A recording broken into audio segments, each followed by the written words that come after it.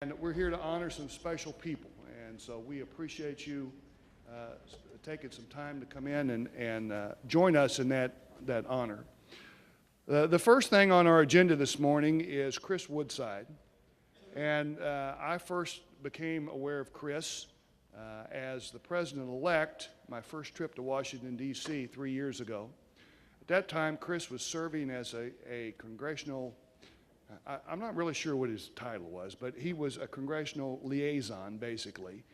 He's a former staffer for several congressmen in Washington, D.C., and NAFME locked on to him because he knows the system on Capitol Hill, and he has been an asset to our group over the last 7 or 8 years at least in helping the national group navigate the political minefield that is Washington, D.C., and he does that with great aplomb and fantastic attitude. He's a wonderful gentleman, and when you hear him speak, I think you'll agree that he is the right person in the right place for the National Association for Music Education. He's now the Chief Operating Officer of NAFME, the national headquarters, of course, in Reston, Virginia. And he flew in last night, and he's flying out this afternoon, and I'm sorry he doesn't have a little more time to spend here in Louisville to see the city. This is his first trip here. But I hope you'll enjoy what he has to say this morning. And would you welcome to the podium from our national headquarters in D.C., Mr. Chris Woodside.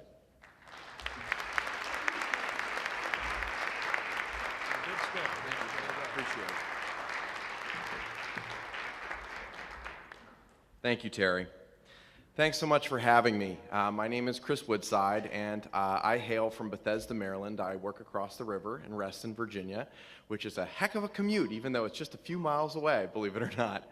I want to take a moment, first of all, just to thank Terry again and to thank John and everyone in the KMEA leadership. I've gotten to visit a lot of states in my, I guess it is 8 or 9 years. With NAFME, I've never been here for your conference, and it's been a real treat so far. Everybody has been incredibly warm and kind, and frankly, the turnout is very impressive. So thank you in advance of my remarks, something you'll hear multiple times from me, for your service. I really appreciate it on behalf of everyone in Reston with the national office. We really appreciate it. I know you have a lot of awards to give, so I promise I won't talk for too long, which I've been accused of doing in the past. The title of my talk today is Because of Music, and I want you to focus on the cause part, because we're going to come back to that. Briefly, let me just give you a little bit of personal background. So first of all, I did my best, I don't know if you can see, to wear my Kentucky blue. My wife said that this would count, so hopefully that gets me somewhere, something. Thank you. I will say, however, now this is going to probably get me the thumbs down. As I was telling your leadership this morning, my only previous experience in Kentucky was the Cincinnati airport, which I guess is in Kentucky. I did my undergrad at Miami of Ohio, so those were my very brief stints to Kentucky. So I'm very glad to see another part of it and to meet people from all across Kentucky, and as I said, this has been a real treat. I want to start today with a quote, actually, that is from an interview that my grandfather gave in the 1960s. I should mention, my background is not in music, it's in visual arts, which I've been assured by John Strobe is acceptable to say in Kentucky, because this is a very friendly state to all arts.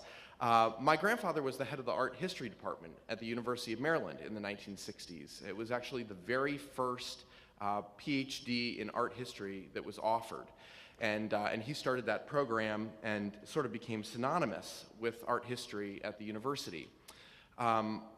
One of the things that he was very interested in was bringing educators together with colleagues throughout the arts, whether they be in his field painters, musicians, critics even, anybody who was involved in the grander scheme of the arts. So as I was preparing for the talk today, I was reading through some old interviews that he had given, and I found this quote that, even though it's not specifically about music education, I really love, because it speaks to a message that we're going to talk about today. So I'm just going to share this quote with you. So this was upon his hiring as department head in 1964, and he said, "Frequently, artists hate the critics patronize the artists, and art educators are misunderstood by everyone." I thought that that was extremely telling, and it mirrors a great deal of what I have experienced in my various roles working for NAFME over the years. And it brings us to today's topic. Why would any of you enter a field which you're so passionate about, but where you're misunderstood by everyone, and you have to fight all the time? You have to fight for your program, for your kids, sometimes for your jobs, for your passion, for your cause. Well, it's a pretty jarring question when you first kind of internalize it, and you think about what you've done with your lives and the commitments you've made and the sacrifices you've made. You have to think about what that all means in practice. So let's do that for a moment. Let's just kind of air the dirty laundry before we move forward. Music educators are not compensated as they should be. You don't fit neatly into a bureaucrat's box for testing, for accountability, for outcomes. You don't fit neatly into that STEM equation, even though we try with things like STEAM. But when we go to Capitol Hill once a year as part of a national group, so we have Kentucky educators and we have people from all across the country, what we hear, the stories that music educators and your students tell to staffers and to members of Congress, is more jarring to them than anything you could possibly ever worry about on this list. And the reason for that is because while you don't tick those boxes, the box that you do tick is you transform lives. That's not necessarily something that happens during other parts of the school day. There is a variety of reasons why the American public school system looks the way it does. But music educators are an enormous part of the transformational success that students experience when they leave the system, they go into higher education, and eventually they pursue careers, whether they turn out to be musicians, music teachers, or otherwise. And you all play an absolutely paramount role in making sure that happens.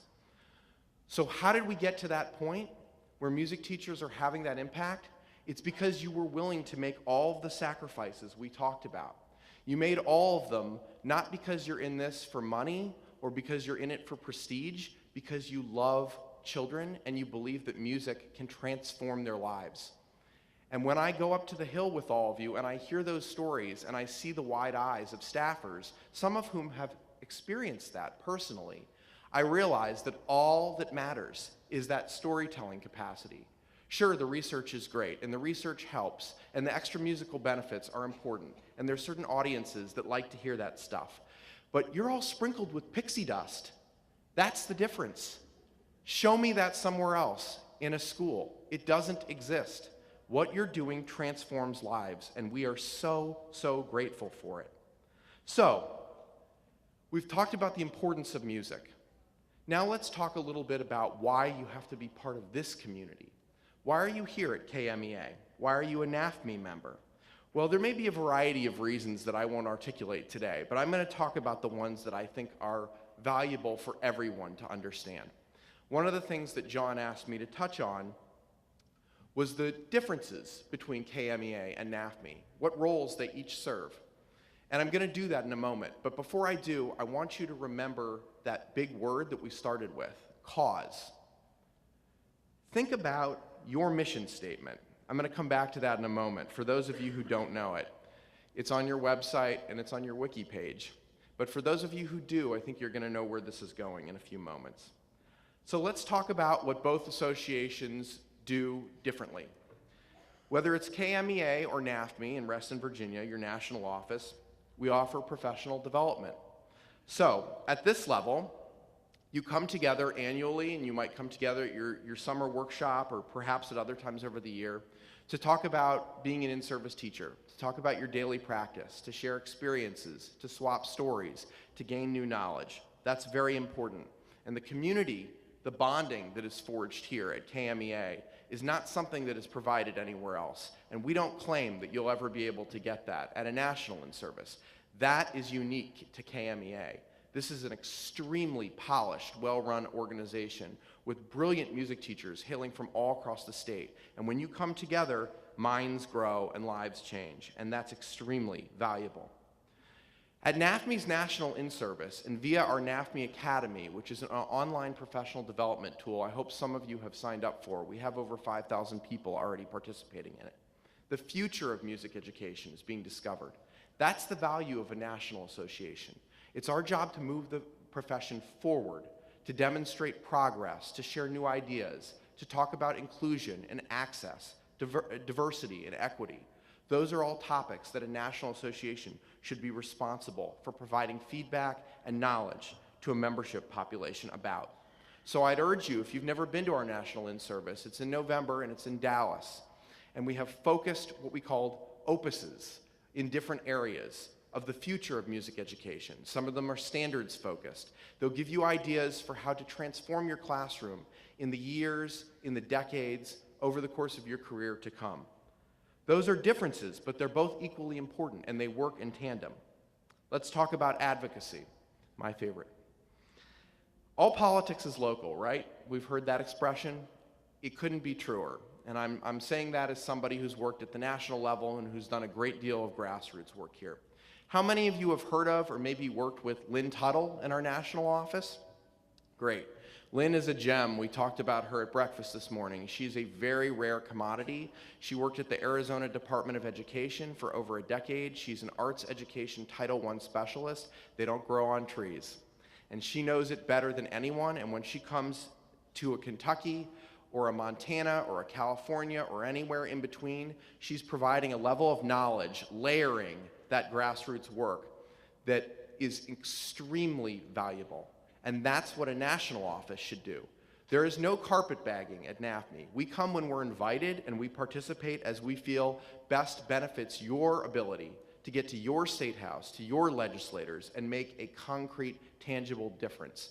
Only you in Kentucky can do that for yourselves. It is our job to steer a national conversation on music education on Capitol Hill. And we'll talk about how that happens in a moment. But make no mistake, all politics is local, and the work that happens in Kentucky to implement the Every Student Succeeds Act or any number of state or local level policy making is absolutely pivotal to ensuring that children in Kentucky, all across Kentucky, continue to have access to music education. Last but not least, student performance opportunities. What you do in Kentucky, as John and I discussed over breakfast, is you honor your finest. And that is a proud distinction, being a part of a Kentucky All-State. It is a very proud moment when a student gets selected for one of those ensembles. I can tell you from visiting many conferences, states take enormous pride in those ensembles. It's something these students remember for the rest of their lives. It's, again, one of those transformative moments that you're responsible for creating. That is something that is unique to Kentucky. What we do at our all-national honor ensembles, which right now take place at Walt Disney World, which is a pretty cool experience, is we represent all of America. We have students from every state that participate in our all-national ensembles with a variety of backgrounds, from a variety of different cultural and social economic experiences. And that's extremely valuable too. And it's another level that kids get an opportunity to participate in, to add to their resume, to prepare them for college and beyond. Again, all of these things work very nicely together, but they're different. There's a role for a state organization, and there's a role for a national association. And putting them together is what creates a successful family of associations. That's what NAFME believes that we have with KMEA and with all of our affiliates all across the country. And by the way, we have a couple of international affiliates too, if anyone is interested in Googling them, European and Indian now too. I want to come back to the cause conversation. We've talked about the differences a little bit. Now let's talk about what makes us the same. So I mentioned your mission statement. Well, your mission statement's very interesting. I'm going to read you the beginning of it for those of you who might not be aware. KMEA's mission statement starts with, to advance the cause of music education throughout the Commonwealth of Kentucky. I have to say that when I was researching for this talk, I was deeply moved to see that, because that is exactly how we think of our work in Reston. We are servants of music education. We are stewards of a cause. You are not doing this work because it's a job. You're doing it because it's a cause. The passion that is demonstrated at these conferences is unbelievable. And I have been to many conferences for other education disciplines, let alone other disciplines and areas of work. Music educators are a special breed, and that is what has led us to be successful in our pursuit of the cause. So let's talk a little bit about what that looks like in practice. My past life as a Capitol Hill rat was mentioned during the introduction, and I'm guilty as charged. That will course through my blood for the rest of my life, in spite of the fact that they've kind of put me behind the scenes now. But I love it, and it is something that I believe music educators are uniquely qualified to be a part of. Because again, when we see the storytelling capacity that you all bring during those Hill visits, and how amazingly inspirational it is to legislators, I realize there's no white paper, there's no dissertation, there's no fact-finding mission that's necessary when it comes to music. Those things are all supplemental. It's the experiences, it's the stories, it's the lives you've touched and changed that you can talk about that resonates deeply with legislators and results in us being able to transform legislation and make new policy. So new policy. Back in December of 2015, No Child Left Behind went away. Everybody remembers No Child Left Behind and AYP and all that junk. It was replaced with the Every Student Succeeds Act. When that legislation passed, NAFME was deeply, deeply involved in writing different provisions that were inclusive of music and arts education. Some of you may have read about that, may know a great deal about what that process looked like. There were very, very long nights and countless negotiating sessions and thousands upon thousands of letters and phone calls and faxes from all of you and from all across the country that resulted in music and arts education being listed in the final version of that conference committee bill that eventually was signed into law by President Obama. Why was that such an important moment? Because it was a reflection of not just a professional association, but of 60,000 plus members who are part of a cause, who come to work every day because they represent a passion that cannot be defined in a job description. Music educators worked together to learn what was in those draft bills, to communicate with legislators and committee members, to make changes to multiple drafts, and to ensure that ultimately, during a very cantankerous but ultimately bipartisan legislative drafting session, there was but one list left in federal law after No Child Left Behind went away. And just to be clear on this, No Child Left Behind probably had about 30 lists. So lists were not a popular topic at the time. That list was what became the well-rounded subjects provision. And those well-rounded subjects in federal law, for the first time ever, include music and arts education because of the work of people who were in this room.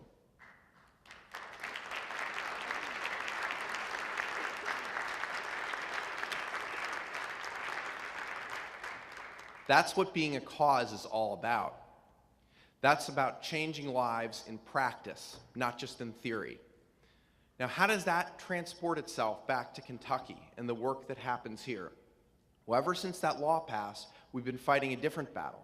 We've been fighting the implementation battle to ensure that the dream of ESSA and well-rounded education and the various provisions of Title I and Title II and Title IV, and I promise I won't get into a wonky thing up here today, but to realize the opportunities in that law are truly there for Kentucky music educators and students.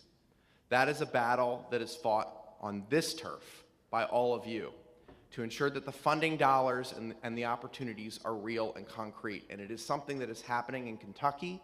It's something we can assist with people like Lynn and Ronnie Lau and Tushar Swain, other members of our policy team, all federal lobbyists and people with experience working like myself for members of Congress, but at state departments of ed or in the US Department of Ed. They bring the knowledge to Kentucky that can help sprinkle the seeds and make sure that you can do that work and you can realize that dream. So right now we're in the middle of a huge appropriations battle.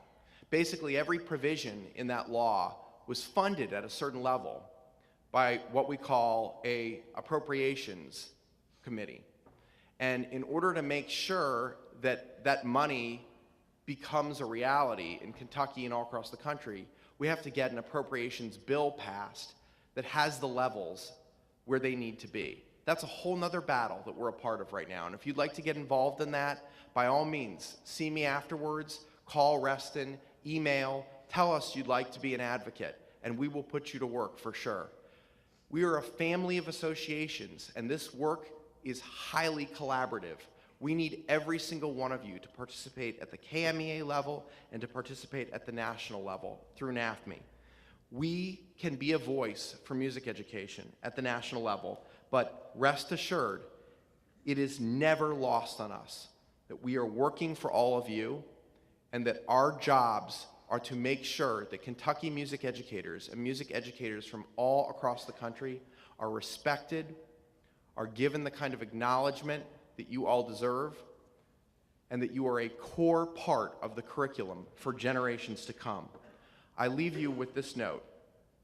You all already knew this walking in, and I just want to cement it for you. This is not a job you're doing. This is a cause you've devoted your lives to. For that, we are eternally grateful. Keep it up, and thanks for having me.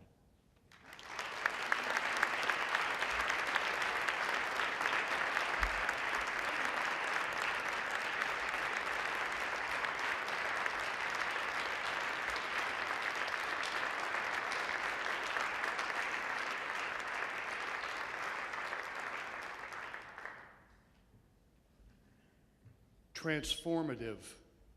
What a powerful word. Sometimes in the hustle and bustle of everyday teaching activities, we kind of lose track of that. But for you that have been teaching for years, you can look back and see those students who you know that you transformed their lives. Chris, come on back up here for just a second for me, please. And we're pleased to have you with us this morning, and thank you for those words. You may have noticed it towards the end, he mentioned the federal lobbyists. Your membership dues go to, in part, to help those folks function in Washington, D.C. And make no mistake, it's an important job for us to keep our fingers in the pie on Capitol Hill. And so these folks do a great job. So Chris, on behalf of KMEA, it's our honor to have you here and appreciation for your outstanding commitment to the KMEA event as our keynote speaker for 2018. So let's thank Chris one more time, please.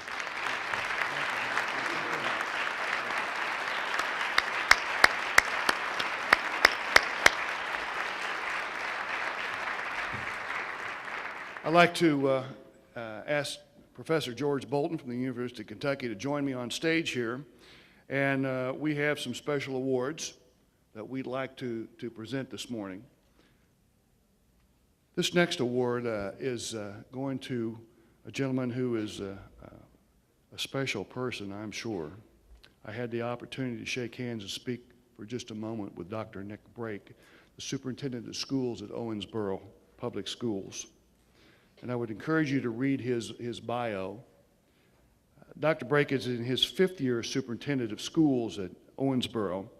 He holds his Doctor of Philosophy in Educational Administration and Policy from U of L, a rank 1 in Educational Administration from WKU, as well as a Master of Arts from WKU and a Bachelor of Arts in History and Secondary Education from Northern Kentucky University. He's also continued his learning process with postdoctoral studies in leadership from both Harvard and Johns Hopkins universities. Dr. Brake was nominated for the KMEA Administrator of the Year by KMEA member Adam Barr, the Director of Bands at Owensboro High School. Mr. Barr, in his letter of nomination, mentioned that Dr. Brake is in attendance for band, orchestra, and choir concerts throughout the year. He has seen to it that proper staffing is in place to ensure every child has access to all the art disciplines during the school day. That is amazing. 4 band directors, 2 orchestra directors, 3 choir teachers, 2 dance instructors, 3 theater teachers, and 2 visual art teachers, and a schedule that allows students to take more than one arts offering in their schedule support that statement. Mr. Barr also tells me that in 5th grade, every student is given a 4-week sampler of band, orchestra, choir, and dance during the first semester, and then they choose one that they like for the second semester. Abe Barr says Dr. Brake sets the example for his fellow administrators and teachers in the area of integrity, character, and inspires them to strive for excellence. He began his teaching career as a social studies teacher and a head boys soccer coach at Daviess County in 1991, where he stayed for 7 years. He became the director of curriculum, research, and assessment for Daviess County and held that position until 2002, when he became the chief administrative officer and vocational high school dean and principal at Owensboro Technical College. He stayed there until 2006, becoming the vice president and dean. In 2006, he became the CEO of the Greater Owensboro Economic Development Corporation, and he left that position in 2013 to become the superintendent of schools in Owensboro. Along the way, he had time to teach as an adjunct professor at WKU, and I'm not sure how he had time to do that because he's a busy man. His list of accomplishments on behalf of students as well as his community is impressive and way too long to recite here. But just let me mention just a few.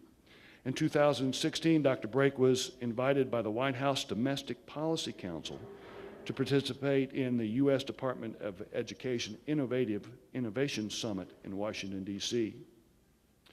He was also invited to be a member of the Aspen Institute's Working Group for State Education Agency in 2015, again in Washington. He's a member of the governing board of the American Association of School Superintendents, as well as a member of that group's legislative corps. He's also a member of the board of directors for the Kentucky Association of School Superintendents and on their legislative liaison committee. He serves on the Kentucky Chamber of Commerce Principal Leadership Program Advisory Board, the Junior Achievement of Western Kentucky Board of Directors, the WKU Owensboro Advisory Board, and a host of other community organizations. In 2016, he was named to the top 25 superintendents to watch by the National School Public Relations Association, as well as the McFarland Leadership Award for Human Rights by the Owensboro Human Rights Commission. Also in 2016, the Owensboro Public Schools was awarded the Kennedy Center Award of Excellence for Outstanding Arts District. In 2015, the Owensboro Public Schools garnered an honorable mention from the National School Board Association's Magna Award, as well as a District of Distinction Award from the District Administrators magazine. C. Dan Griffith, the chairman of the Board of Education for Owensboro Public Schools, wrote in support of Dr. Brake. He stated, Dr. Brake has demonstrated at all levels his true understanding of the importance of maintaining strong music, theater, and arts program in our district. School district policy, coupled with administrative management decisions pertaining to budget, scheduling, and facilities, often have a long-range impact on arts education. Hence, having a forward-thinking administrator like Dr. Brake is key when molding and maintaining a strong arts education curricula. And finally, KMEA member and Owensboro Public School Coordinator Tom Stites says, finding a school superintendent who values the development of the whole child is a challenge in our test-crazed and budget-limited world of education. With the many pressures facing today's superintendents, taking the time and energy to support the arts requires not only focus, but also the integrity and vision to see beyond the present day and into the future. We are extremely fortunate to have such a visionary in Owensboro, Dr. Nick Brake. Tom tells me that the district funds all the arts positions from the central office budget. Every child in Owensboro Public Schools has access to arts every day. It's my pleasure to present the 2018 Administrator of the Year Award from the Kentucky Music Educators Association to Owensboro Public Schools Superintendent Dr. Nick Brake.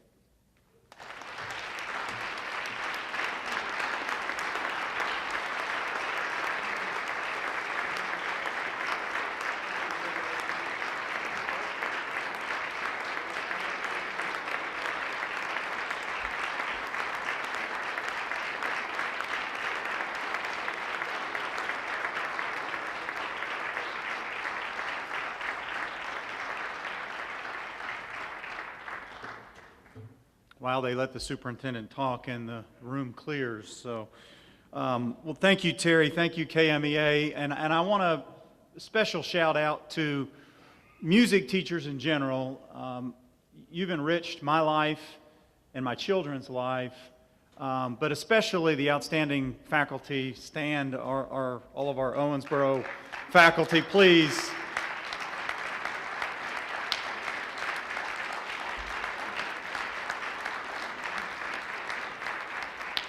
Because really this is a culmination of not just the little bit of work that I've done for 5 years, it's a culmination of, we have a board member, Nancy Eskridge here, of the board's commitment over decades of previous superintendents who have held the same ideals and belief that the arts are part of the core curriculum in creating well-rounded students. And so I accept that really on behalf of the tradition that we have in our district of this fine support. And Chris, I appreciate your comments. As you see, I wear the hat of advocacy. Unfortunately, superintendents are doing more lobbying than I think we should these days. In all those sessions on Capitol Hill and in the State House, I interject the arts success that we have and the support that we have monetarily for that. And I urge you in these very trying times, particularly in our state, to continue to advocate because it's really important that we are allowed to continue to keep the arts as part of the core curriculum, not an add-on. So thank you again.